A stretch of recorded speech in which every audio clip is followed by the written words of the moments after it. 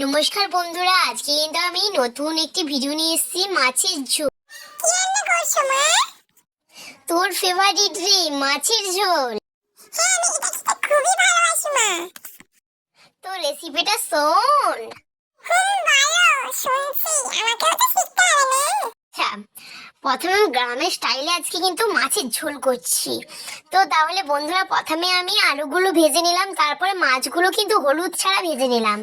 তারপরে কড়াইতে সরিষার তেল দিলাম। আর প্লিজ আমার কড়াইটা ইগনোর করো, কারণ আমি হলুদ ছাড়া মাছ ভেজে দিচ্ছি, তার যে কড়াইটা একটু একটু কালো হয়ে গেছে, তো সরি, একটু প্লিজ ইগনোর করে যেও। তারপর আমি শুকনো লঙ্কাটাকে দুভাগ করে দিলাম, পেঁয়াজগুলো দিয়ে দিলাম। এবার পেঁয়াজ দেওয়ার পর পেঁয়াজগুলোকে লাল লাল করে কিন্তু ভেজে নিলাম।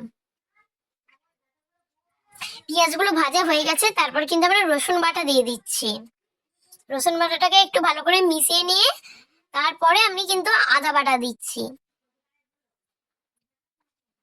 আদা বাটাটাকেও ভালো করে মিশিয়ে নিচ্ছি। ততক্ষণকে আমি একটা মশলা রেডি করছি, লঙ্কা গুঁড়ো, হলুদ গুঁড়ো ও জিরে গুঁড়ো।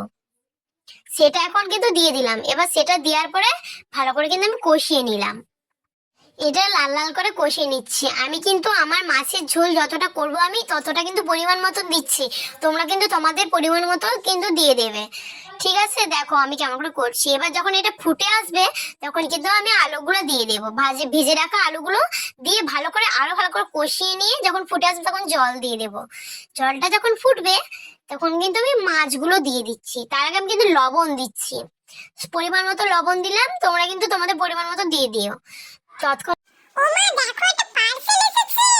তোরে দেখ, এটা কিন্তু আমি আনবক্সিং করছি। কি বলতো এটা? আমি তো জানি না এটা কি। আরে এটা তো স্প্রে বোতল। আরে বোকা, এটা নয়, এটা স্প্রে বোতল নয়।